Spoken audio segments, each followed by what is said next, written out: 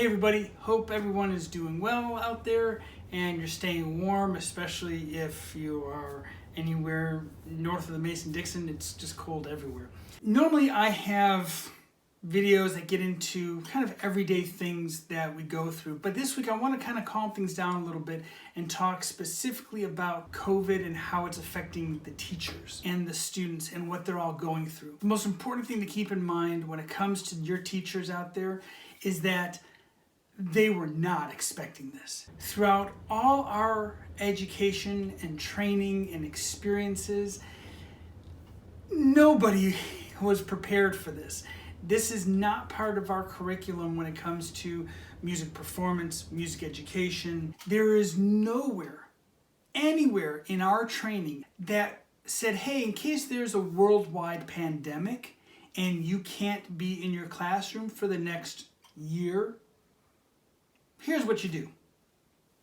That was just not part of it. So give your teachers a bit of a break. Keep in mind that they are trying their hardest to keep everybody not just involved, but engaged and moving forward and progressing. It's not only difficult to get students to progress individually and under normal circumstances, but now we don't have that interaction.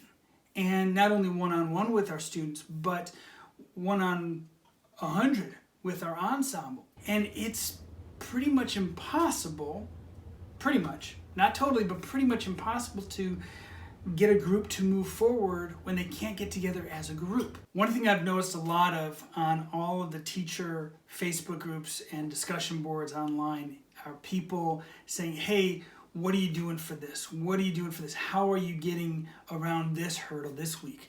What are you doing here? You know, and trying to find ideas to bring to the students. And it's a challenge. It really, really is. And to be able to, again, keep everybody engaged, keep everybody interested, keep everybody progressing, it's a challenge. That's all you can say. When it looks like a teacher might not have it all right there ready to go, it's because they're still just flying by the seat of their pants, just like we all are. You know, give them a little bit of leeway. Ask them how you can help with their wanting to get your student to progress more.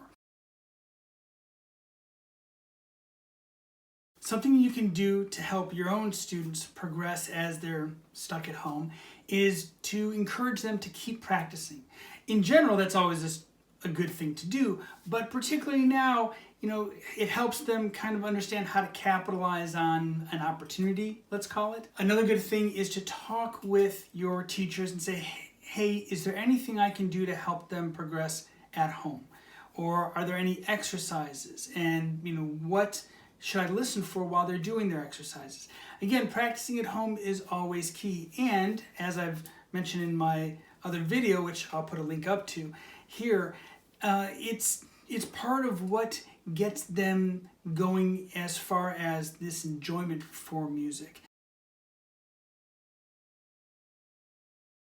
The last bit of advice I have for you is try to get your students ready for a concert. Even if the concert is just them performing 5 little pieces of music from their exercises, it could be a lot of fun. I've done it a bunch of times. Whenever I write a new piece of music, I sit my family down and I say, hey, this is it. And sometimes I'll even give out tickets, and you know that they have to then hand right back to me, or I make little tickets and I give them, I send it to their phones, and they have to come in and they have to show their ticket.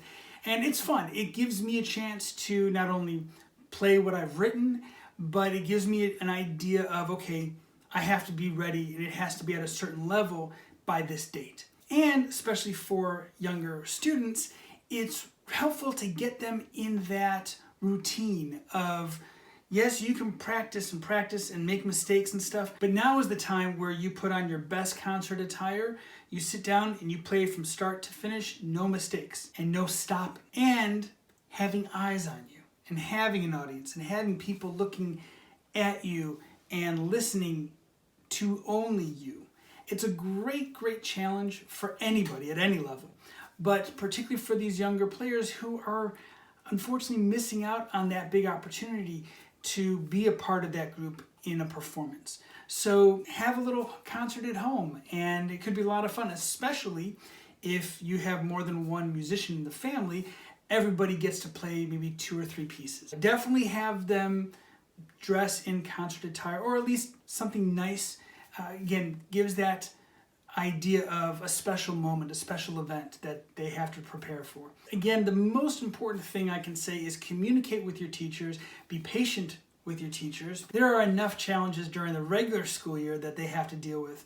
And now, not knowing what's going to happen day to day, who's going to show up, who's going to be on that Zoom call, who's going to be in the room, who's going to be sick, who's going to be, whatever it is. And so we're going to get through this together, of course, because it's just how we are. Most importantly, have fun with it. Make sure they're having fun with it, and make sure you're having fun with it too, because that's what this is all about.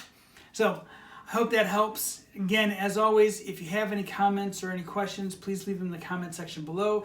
Hit that subscribe button, hit the bell, and just have fun. Remember, you're not alone. So if you have any questions, drop me a note as well.